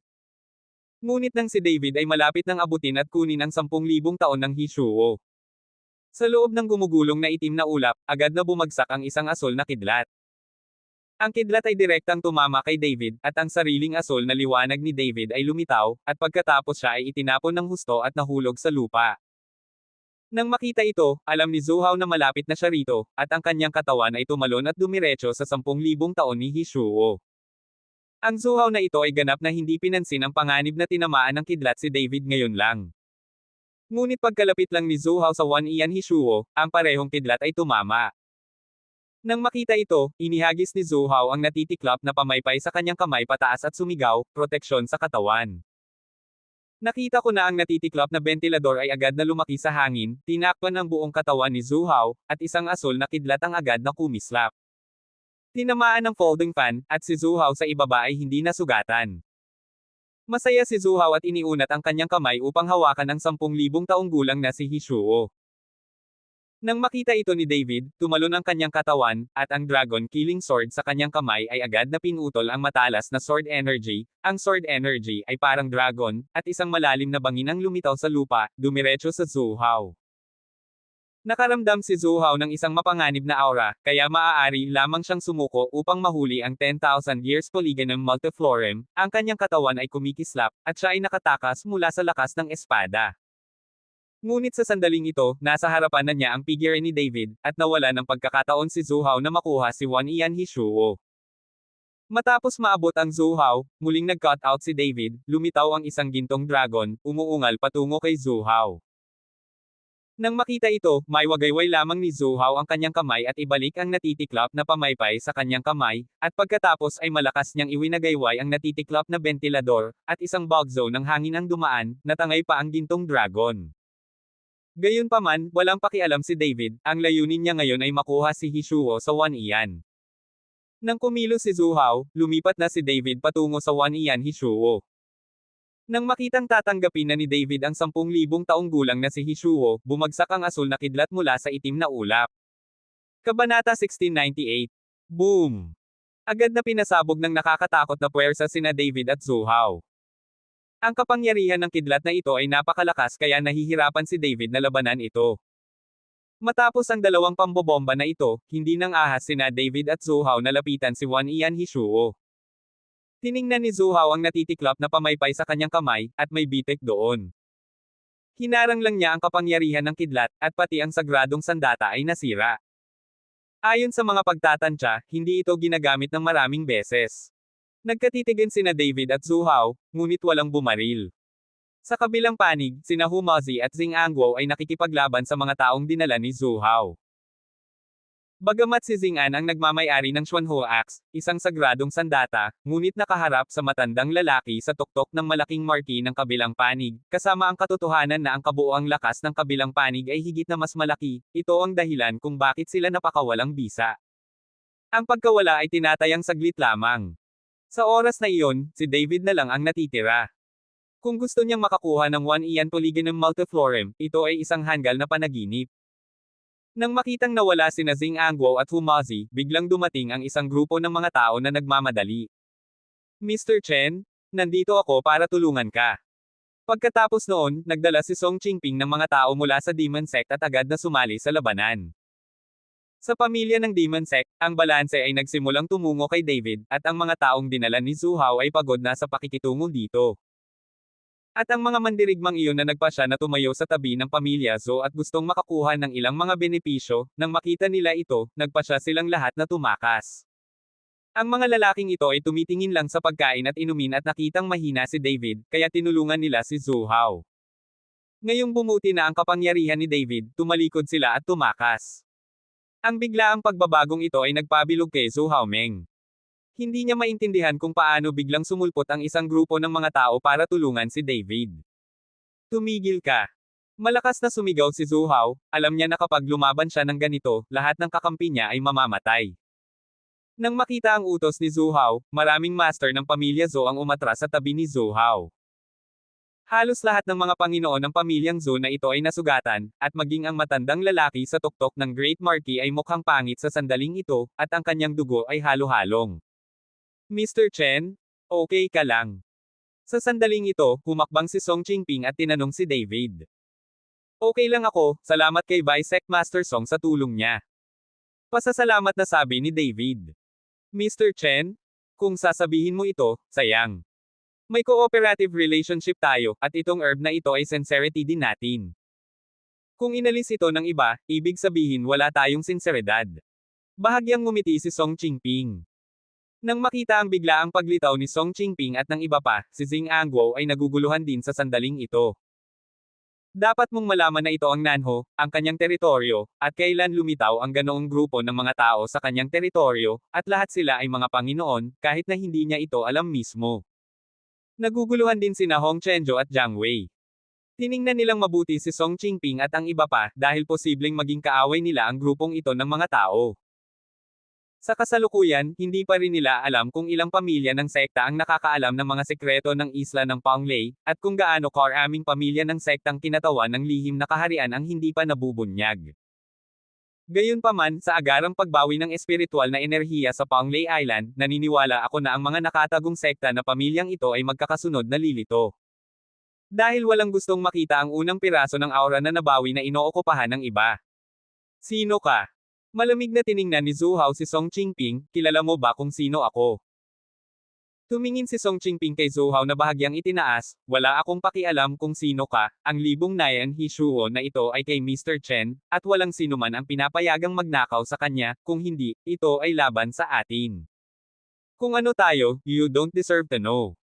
It's better to take the people and leave now, or else don't even think about leave. Ang kay-abangan ni Song Qingping ay direktang naging dahilan ng pagiging mayabang ni Zhou. Kahit nagalit si Zhou Hao, hindi niya ito ginawa dahil alam niya na sa sandaling ito, kung gagawin niya ito, tiyak na matatalo siya. Okay, naalala kita. Maghihiganti ang pamilya Zhou natin. Ngayon, wala ni isa sa inyo ang magkakaroon ng magandang wakas. Pagkatapos magsalita ni Zhou Hao, ikinaway niya ang kanyang kamay at sinabing, let's go. Inakay ni Zhou Hao ang mga tao palayo. Ngayon, nang makita ito, umiling si Hong Chenju, nakakainip, nakakainip. Kinuha din ni Hong Chenjo ang mga tao, at ngayon ay si Jiang Wei na lang ang natitira sa mga tao. Tumingin si David kay Wan Ian Hishuo, na nanghihina, at alam niyang hindi na siya makakapagpatagal pa, kaya sumugod siya patungo sa Wan Ian Hishuo. Dumadagindong. Isang kidlat ang tumama, agad na nataman ang katawan ni David, at diretsyong bumagsak si David sa lupa. Nagnganga si David ng kanyang mga ngipin, biglang tumalon, at inatake muli ang 10,000 taon na Hishuo. Ang katawan ni David ay bahagyang nagliwanag ng ginintoang liwanag, at ang kanyang mga mata ay tumitig sa 10,000 taong gulang na si Hishuo. Boom! Ito ay isa pang kulog at kidlat, at ang mga itim na ulap sa hangin ay tila baliw din sa oras na ito, patuloy na umiikot, at ang asul na kidlat ay patuloy na dinadala sa mga ulap. Ang tibak na pumapatay ng dragon sa kamay ni David ay nagsimulang umungol at manginig, na para bang gusto nitong kumawala sa kamay ni David. Nang makita ito, biglang inihagis ni David sa hangin ang Dragon Slaying Sword Go, ang. Ang Dragon Slaying Sword ay parang ligaw na kabayo na nawala ng renda, at dumiretso ito sa kidlat. Ang kidlat ay direktang tumama sa katawan ng Dragon Slaying Sword, na naging dahilan upang ang Dragon Slaying Sword ay naglalabas ng asul na sinag ng liwanag. Kahit na tinamaan ito ng kidlat, ang Dragon Slaying Sword ay hindi nawala ng lakas at dumiretso sa itim na ulap. Nakita ko ang Dragon Slaying Sword sa itim na ulap na nakikipaglaban sa asul na kidlat. Nang makita ito ni David, hindi niya maiwasang magulat. Takot na takot siya na ang Dragon Slaying Sword ay hindi makayanan ang kapangyarihan ng kidlat at mapinsala. Dapat mong malaman na sa puso ni David, ang Dragon Slaying Sword ay hindi lamang isang sandata, kundi isang kaibigan din. David, ano pa ang pinag-aalangan mo, bilasan mo at kunin mo si Wan Ian Hishuo. Nang makita si David na nakatingala sa langit, napasigaw si Humazi sa pag-aalala. Noon lang nag-react si David, sumugod siya at sinunggaban ang 10,000 anyos na si Hishuo. Sa kaunting pagsisikap, ang polygonum multiflorem ng Wan Ian ay nakalaya mula sa lupa. Naramdaman ng malakas na espiritual na enerhiya ng Wan Ian Hishuo, tuwang-tuwa si David. Ang mga itim na ulap ng Wan Ian polygonum multiflorem na kinuha ni David ay nagsimulang mabilis na sumangga mula sa langit at ang asul na kidlat ay nawala din. Nahulog mula sa langit ang Dragon Killing Sword at agad itong hinawakan ni David. Nang matanggap lang ni David ang Dragon Slaying Sword, naramdaman niya ang kapangyarihan ng kulog at kidlat na kumalat sa buong katawan niya mula sa palad ng kanyang kamay. Si David ay mukhang natigilan at hindi maiwasang tumingin sa Dragon Slaying Sword, ngunit pagkatapos ay nakita niya ang kapangyarihan ng asul na kidlat na kumikislap sa Dragon Slaying Sword. Ito. Nagulat si David, natakot siya na ang kanyang Dragon Slaying Sword ay mapinsala ng kapangyarihan ng kidlat. Ang Divine Dragon Power ay pumasok sa Dragon Slaying Sword, at pagkatapos ay nagsimulang kumonekta ang kamalayan ni David sa Dragon Slaying Sword. Naramdaman din ni Zanlongjian ang pakikipag-usap ni David, at patuloy itong tumutunog, na parang tumutugon kay David. Zan! Hinawakan ni David ang Dragon Slaying Sword at bigla itong inihampas sa malayo. Gusto niyang malaman kung ang kapangyarihan ng Dragon Slaying Sword ay katulad pa rin ng dati. Dumagundong. Pinutol ni David ang espadang ito, biglang nagbago ang mundo at umuungal ang hangin. Isang asul na kidlat na putok mula sa Dragon Slaying Sword sa isang iglap. Ang isang taluktok ng bundok sa hindi kalayuan ay agad na pinatag ng lakas ng kidlat. Lumipad ang mga bato at naging abo ang mga puno, parang katapusan ng mundo. Hindi makapaniwalang tiningnan ni David ang Dragon Slaying Sword sa kanyang kamay. Hindi niya inaasahan na ang Dragon Slaying Sword na ito ay may kapangyarihan ng kidlat. At ang ibang mga tao ay nanood ng eksenang ito, at ang kanilang gulat na mga eyeball ay nahulog. Kabanata 1699. Hinawakan ni Xing Angguo ang palakol ng Xuanhuo sa kanyang kamay. Sa sandaling ito, nadama niya na ang sagradong sandata na ito sa kanyang kamay ay isang pediatrician kumpara sa Dragon Killing Sword ni David. Bahagyang naningkit ang mga mata ni Song Qingping, at ang mga kalamnan sa kanyang kilay ay kumunat ng ilang beses. Si Ningji, na nagtatago sa kadiliman, ay puno ng inggit at pag-aalala sa kanyang mga mata. Ngayon na ang kapangyarihan ni David ay lumalakas, at sa gayong nakakatakot na bonus ng sandata, magiging napakahirap para kay Ningji na talunin si David. Ano? Natatakot ka ba? Natatakot ka? Naramdaman ang pagbabago sa puso ni Ningji, sinabi ng kaluluwa ni Ningji. Ako, ayoko. Nagmamadaling inayos ni Ningji ang kanyang kaisipan. Hindi ka maaaring magsinungaling sa akin, ngunit hindi mo kailangang mag-alala, kung mas mataas ang lakas ni David, mas mabuti ito para sa atin. Kapag malakas na ang kanyang katawan, magagamit ni Daneng ang kanyang katawan para makabalik sa langit at sa mundo ng mga tao, na sinasabi na baka makita ko ulit si Lord Mozan. Tuwang-tuwang sabi ng Soul Spirit. Gustong itanong ni Ningji kung ano ang Heaven and Mankind, ngunit nahulaan niya na hindi masasabi sa kanya ng kabilang partido, kahit naiintindihan niya, hindi niya ito naiintindihan, kaya hindi siya nagtanong. David, nahawakan na ni Wan Ian Hishuo, umalis na tayo sa lalong madaling panahon. Pinaalalahanan ni Humazi si David.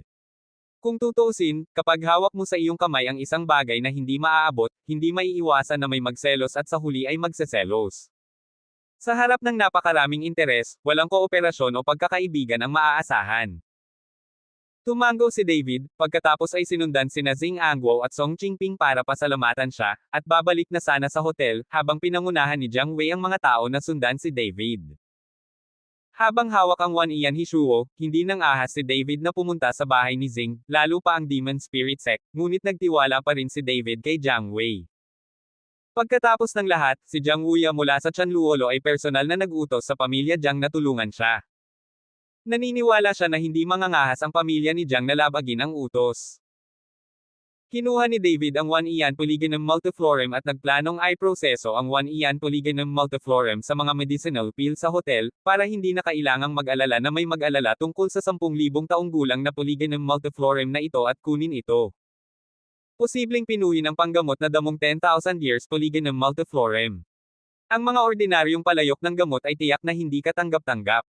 Naalala ni David ang Shenlong Cauldron na inilagay sa Yaoshan Valley. Kaya't inabisuhan ni David si Xu Changsheng magdamag at hiniling na dalhin agad si Shenlong Ding. Mr. Chen, pagod ka na rin ba? Let me make you a cup of tea. Sabi ni Zhou Jie kay David nang bumalik siya sa hotel. Miss Zhou, maraming salamat sa araw na ito. Magpahinga ka na kaagad. Magpagawa na lang ng tsaa ang waiter. Magalang na sabi ni David. Ayos lang, gagawin ko. Bahagyang ngumiti si Zhou Jie at saka lumabas ng kwarto. Sa tea room, inilabas ni Zhou Jie ang tubig ng sanggang na ibinigay ni Song Qingping at tumingin sa teapot sa kanyang harapan. Nag-alinlangan si Zhou Jie. Sa panahong ito, si Zhou Jie ay may magandang impresyon kay David, kaya nang hilingin sa kanya ni Song Qingping na gawin ito, si Zhou Jie ay lubhang lumalaban. Ngunit bilang miyembro ng Demon Sect, kailangan niyang sumunod sa mga utos. Sa wakas, nagngangalit si Zhou Jie at nagbuhos ng tubig ni Sanggang sa teapot. Pagkatapos ng ilang beses na nanginginig, dinala niya ang teapot sa kwarto. Ibinaba ni Zhou Jie ang teapot at nagbuhos ng tsaa para kay David at Humaz mismo. Kaya lang hindi masyadong maganda ang mukha ni Zhou Jie, at hindi siya naglakas loob na tingnan si David. Si Humazi ay tumingin kay Zhou Jie nang hindi inaasahan, dahil sa mga normal na panahon ay hindi siya mabubuhos ni Zhou Jie ng tsaa. Ngayon, medyo nagulat si Humazi, ngunit sa pagkakataong ito, bukas na ang puso ni Humazi, at hindi niya intensyon na gamitin ang mga babae para manhid ang kanyang sarili. Miss Zhou, masyado ka bang pagod? I see your face is not very good. Tanong ni David nang makita niyang mali ang mukha ni Zhou Jie. Naku, okay lang, mabuti pa sigurong magpahinga. Nakangiting sabi ni Zhou Jie. O sige na magpahinga ka na, huwag kang mag-alala dito. Hinimok ni David si Zhou Jie na magpahinga ng mabilis. Mr. Chen, mas mabuting hintayin kung matapos kang uminom ng tsaa, at pagkatapos ay magpahinga ako pagkatapos maglinis. Kinailangan ni Zhou Jie na panoorin si David at ang iba pa na umiinom ng tsaa gamit ang sarili niyang mga mata. Nang makita ito, hindi na nagsalita pa si David, ngunit sinabi kay Humaz, Master Hu, ito ang kabaitan ni Miss Zhou, nagawa na namin. Pinulot din ni Humazi ang tasa ng tsaa, at walang pag-aalinlangan silang dalawa na humingi nito. Uminom ng tsaa. Teka. Sandali, nang makita ito, dali-daling pinigilan ni Zhou Jie sina David at Humaz. Sa sandaling ito, si Zhou Jie ay nakakulong pa rin sa kanyang puso. Hindi niya alam kung ano ang naranasan nina David at Humazi pagkatapos nitong tasang tsaa. Hindi ko nga alam kung papatayin ni Song Qingping silang dalawa. Miss Zhou? Anong problema? Naghihinalang tanong ni David. Mr. Chen, I'm afraid na sobrang init ng tea na ibinuhos ko at masunog ka. Paliwanag ni Zhou Jie na may dahilan. Bahagyang ngumiti si David, hindi mahalaga. Pagkatapos sabihin iyon, uminom si David ng tsaa, at diretsyong uminom siya ng lingga. Nang makita sina David at Humaz na umiinom ng lahat ng tsaa, naramdaman ni Jojia ang hindi maipaliwanag na pakiramdam sa kanyang puso. Mag-usap tayo, magpapahinga na ako. Tumayo si Humazi at lumabas ng silid. Sa panahong ito, hindi man lang nilinggan ni Humazi si Jojia. Naging kakaiba ito kay Jojia, at hindi niya maiwasang magtanong, Mr. Chen, may mali ba kay Master Hu? Mukhang nagbago na siya.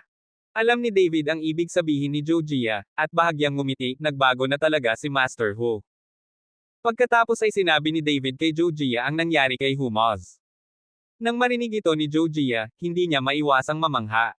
Ganyan pa ba kamahal na tao si Master Hu? Hindi ko talaga inaasahan. Palagi kong iniisip na isa siyang malaking pervert, pero ayokong maranasan ito. Nakakaawa din. Si Jojia ay talagang medyo nakakaawa sa ngayon. Pagkatapos ng lahat, ang taong pinakamamahal niya ay tumakas kasama ang isang tao sa bisperas ng kanyang kasal at ngayon ay patay na, ngunit hindi pa rin nakakalimutan ni Humazi ang babaeng iyon, na nagpapakita na si Humazi ay isang debotong tao din. Pag-ibig. Ang bawat tao ay maaaring magkaroon ng kanilang sariling mga lihim sa kanilang mga puso, ngunit ang mga tagalabas ay hindi alam ito. Bahagyang ngumiti si David. Sa sandaling ito, napakaganda niya, ngunit sinong mag-aakala na mahigit isang taon na ang nakalipas, ang kanyang karanasan ay mas malala pa kaysa kay Humazi. Nakulong siya dahil sa girlfriend niya, pero tinapon siya ng girlfriend niya in the end, this kind of bloody thing, di ba nangyari din sa akin? Hindi lang sinabi ni David, at walang nakakaalam tungkol sa kanyang kasaysayan. Mr. Chen, kapag natutulog ka, tandaan mong i-lock ang mga pinto at bintana, magpapahinga na ako. Paalala ni Jojia kay David, pagkatapos ay naglinis at umalis. Habang pinapanood si Jojia na umalis, mahinang bumantong hininga si David at sinabing, mabait na babae iyan, sana ma-appreciate mo ang pagkakataong ibinigay ko sa iyo. Nang matapos magsalita si David, pumasok si Humazi sa silid ni David. David, paano mo nalaman na lalasunin tayo ni Jojia? Pagkapasok sa pinto, nagtanong si Humazi na may kainahinala. Bahagyang ngumiti si David, pagbalik niya mula sa Demon's Lair, naamoy ko ang kakaibang amoy sa katawan niya na hindi niya naramdaman noon, kaya medyo naghinala ako. Ang Polygonum Multiflorem ng 1 na pinangunahan ni Song Qingping na lumitaw ang mga tao sa isang kritikal na sandali ay nagpapatunay na matagal na tayong pinagmamasdan ni Song Qingping, kung hindi ito nagkataon. At yung tinakakadala ko lang, halatang nasa Jojia ako nung araw na yon. Napaka-unnatural ng amoy ng katawan at ekspresyon ni Jojia ngayon, hindi mo ba napapansin? Umiling si Humazi, hindi ko ito nakita, at wala akong naamoy na kakaibang amoy mula sa tsaa. Siyempre hindi mo ito maamoy, kung hindi, ikaw ay magiging isang parmasyutiko, ngunit gagawin nila ang lahat, ngunit hindi nila alam na ako ay immune na sa lahat ng mga lason, at ang lason na inilagay nila ay maaari lamang maging mapagkukunan para sa aking paglilinang. Ang condensing heart art ni David, ito ay isang tunay na superior art na kayang pinuhin ang lahat.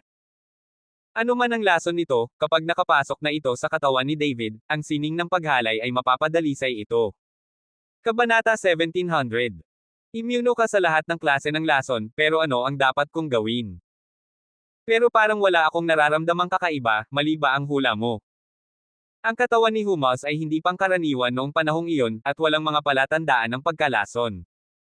Ang pagkalason ay hindi nangangahulugang gusto nila ang ating buhay, baka iba ang gusto nila. Pagkatapos nito, tumingin si David kay Wan Ian Hishuo. Hindi kaya nilason lang tayo ng sekta ng demonyo ng Polygonum Multiflorem sa loob ng 10,000 taon.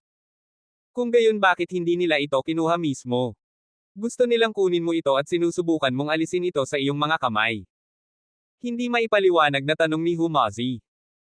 Hindi ko rin alam, ngunit ang kanilang layunin ay hindi lamang ang 10,000 taong gulang na si Hishuo, ang Song Qingping ay palaging nagbibigay sa mga tao ng pakiramdam na hindi nila ito naiintindihan, at ang sect master ng Demon Sect, isang beses ko lang ito nakita, at kapag hindi, nakita ko ito. Sinala ko na wala talagang sect master ng Demon Sect, at ang tunay na kumokontrol sa Demon Sect ay si Song Qingping. Dahan-daang sabi ni David. Anong ginagawa ng mga lalaking ito? Hindi ako makapaniwala sa mga demonyong ito. Galit na sabi ni Humazi. Hindi yan totoo. Hindi dapat malaman ng mga tao ng sektang ito ng demonyo na ang kanilang suzerain ay wala sa oras na ito, at lahat sila ay sumusunod kay Song Qingping. At ang mga tao sa sekta ng demonyong ito ay talagang hindi katulad ng ibang lahi ng demonyo. Di makatwirang pagpatay, at ngayon ay pinagtaksilan lang ito ni Song Qingping. Ano bang nangyayari, malalaman natin to mamayang gabi. May detox pill ako dito. Di bale abnormal ang katawan mo, inumin mo muna. Ininom ni David ang tableta at ibinigay kay Humaz. Bagamat hindi naiiba si Humazi sa oras na ito, hindi ito nangangahulugan na walang mali dito. Kinuha ni Humazi ang tableta, nilunok ito, at umalis sa silid ni David. Sa Demon Sect, muling nabuhay si Zhou Jia. Zhou Jia, kinuha ba ni David ang tubig ni Sanggang? Tanong ni Song Qingping. Tumango si Zhou Jia, bueno, kinuha ko na. Ang galing mo talaga para sa sekta ng demonyo natin. Sabi ni Song Qingping, tumayo at naglakad sa harap ni Zhou Jia, marahan niyang hinawakan ang mukha ni Zhou Jia. Pagkatapos ay hinalikan siya nito ng malalim. Napakakomplikado ng puso ni Zhou Jia sa ngayon. Kung ganito si Song Qingping, matagal nang nasa sabik si Zhou Jia, at hindi na makakayanan ni An. Ngunit ngayon, hindi naramdaman ni Zhou Jia ang kahit katiting, at may bahagyang pagtutol.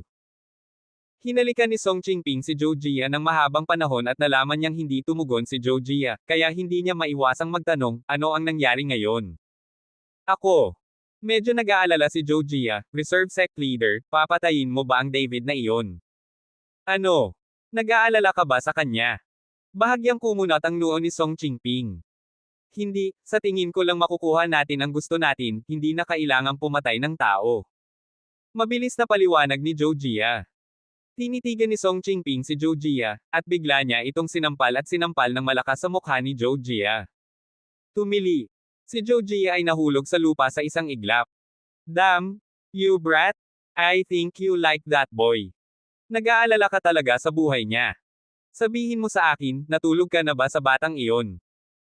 Hinaila siya ni Song Qingping palayo kay Zhou Jia, tanong niya na may malungkot na mukha. Tiningnan ni Zhou Jia si Song Qingping ng ganito at medyo natakot dahil hindi pa niya nakita si Song Qingping na nakakatakot ang hitsura. Ang karaniwang Song Qingping ay tila magalang, ngunit ang biglaang pagbabagong ito ay naging dahilan upang hindi karapat-dapat si Zhou Jia sa isang sandali. Nang makitang hindi nagsasalita si Zhou Jia, itinulak ni Song Qingping si Zhou Jia sa kama at pagkatapos ay pinunit ang damit ni Zhou Jia. Gustong lumaban ni Zhou Jia, ngunit bilang kapalit ay binugbog siya ni Song Qingping. Sa huli, si Zhou Jia ay desperado, patuloy na umaagos ang mga luha, at hinayaan lamang ni Song Qingping na ilabas ni Song Qingping ang kanyang makahayop na pagnanasa sa kanyang katawan. Sa sandaling ito, blanko ang mga mata ni Zhou Jia, at hindi niya pa rin maintindihan, nasaan si Song Qingping, na magalang at magiliw sa kanyang sarili. Nang si Song Qingping ay nagpupumiglas sa hangin, biglang itinulak ang pinto. Nagulat si Song Qingping, tumalikod, at gustong pagsabihan ang taong pumasok sa silid, ngunit nang makita niya ang taong paparating, agad na tumigil ang mga salita ni Song Qingping at mabilis siyang nagbihis. Master Demon Envoy. Magalang na sigaw ni Song Qingping. Ang taong dumating ay si Ning Ji. Sa sandaling ito, nakasuot ng itim si Ning Ji, at ang kanyang mga mata ay dumampi sa katawan ni Zhou Jia. Nagmamadaling tinakpe ni Zhou Jia ng kumot ang kanyang katawan. Song Qingping? Sa sitwasyong ito, nasa mood ka pa ring makipaglaro sa mga babae, interesado ka talaga. Malamig na ngumiti si Ning Ji, at ang boses mula sa kanyang bibig ay luma at paos. Nang marinig ang tunog na ito, sumimangot si Zhou Jia, na nakahiga sa kama. Masasabi niyang tiyak na may kaluluwa ang katawan ng taong ito. Dapat mong malaman na ang Demon Spirit Sect ay talagang hindi pinapayagan ito, at ang Demon Heart Sect lamang ang gumagawa nito. Tinitigan ni Zhou Jia si Ning Ji, pagkatapos ay isang hindi pamilyar na mukha ang biglang lumitaw sa Demon Sect, na agad na nagpasama sa puso ni Zhou Jia. Master Demon Emissary, ako. Gustong magpaliwanag ni Song Qingping, ngunit hindi niya alam kung paano ito ipapaliwanag. Okay, ayokong marinig ang paliwanag mo, kamusta ang negosyo mo? Tanong ni Ning Ji. Pagkatapos ay kinuha na ni David ang tubig ng Sanggang, at tinatayang siya ay naging isang ordinaryong tao. Sagot ni Song Qingping. Mabuti naman, dahil na-resolve na si David, lahat ng pumunta sa Panglay Island ay haharapin. Pagkatapos ng araw na ito, magiging opisyal na ang iyong deputy suzerain. Tinapik ni Ning Ji si Song Qingping sa balikat. Salamat sa edukasyon, Master Demon Emissary, babalik ako agad. Tumango si Song Qingping, pagkatapos ay tumingin muli kay Zhou Jia, pagkatapos ay tumalikod at lumabas ng silid. Sa sandaling ito, si Zhou Jie lamang ang sumunod kay Ning Ji sa silid. Bahagyang naningkit ang mga mata ni Ning Ji, tinitingnan ang magandang balikat at balat ni Zhou Jie, puno ng pagnanasa ang kanyang mga mata. Ginagawa ang mga bagay na dapat gawin, natatakot ba ang mga babae na wala nang hinaharap? Mahinang sabi ni Soul Ning Ji. Nang marinig ito ni Ning Ji, mabilis siyang umatras. Bagamat hindi alam ni Zhou Jie kung sino si Ning Ji sa sandaling ito, alam niya na nasa panganib si David, at natatakot ako na nasa panganib ang buong Demon Sect. Matapos magmadaling magbihis si Zhou Jie, gusto niyang magmadaling lumabas ng silid, ngunit nalaman niyang nakalock ang pinto sa silid, at isang magic circle ang itinayo upang pigilan si Zhou Jie na makatakas. Maraming matataas na opisyal ng Demon Sect ang ipinatawag sa main hall ng Demon Sect. Ano ang ipinatawag sa atin ng Deputy Sect Leader sa gabi? Ewan ko, nakatulog na ako. Pumunta ako para lumaban ngayon, ang sakit ng katawan ko at gusto ko lang magpahinga. We've been in the Demon Sect for many years. I never had such big conflict with anyone. Maraming matataas na opisyal ang nag-uusap, ngunit si Deacon Lu lang ang bahagyang sumimangot at walang sinabi. Deacon Lu, hindi ka pumunta ngayon, pinangunahan tayo ng Deputy Sect Master sa away at direktang pinabagsak ang kabilang partido. Isang tao ang nagsabi kay Deacon Lu. Tumango si Deacon Lu at walang sinabi, nag-aalala pa rin. Parang may alam si Deacon Lu. Hindi nagtagal, dumating si Song Qingping, at natahimik ang lahat at naupo. Lahat, tinawag ko ang lahat ng magkasama ngayong gabi. May sasabihin ako sa inyo. Alam ninyong lahat na ngayon, sa harap ng pagpapanumbalik ng espiritual na enerhiya, nagpapatuloy ang mga pagtatalo. Kaya nagpa siya akong makipagsanib puwersa sa Demon Heart Sect bago bumalik ang aura. Magkapareho tayo ng dugo, kaya bakit magpapatayan? Basta tayo ay magkaisa, ang ibang sekta na pamilya ay magiging mahina at susuko sa atin. Agad na nagdulot ng kaguluhan ang mga salita ni Song Qingping. Abangan ang mga susunod pang kabanata ng David Chen, ang lalaking walang katulad. For more updates, please subscribe to my YouTube channel and don't forget to like and share. Thanks for your support.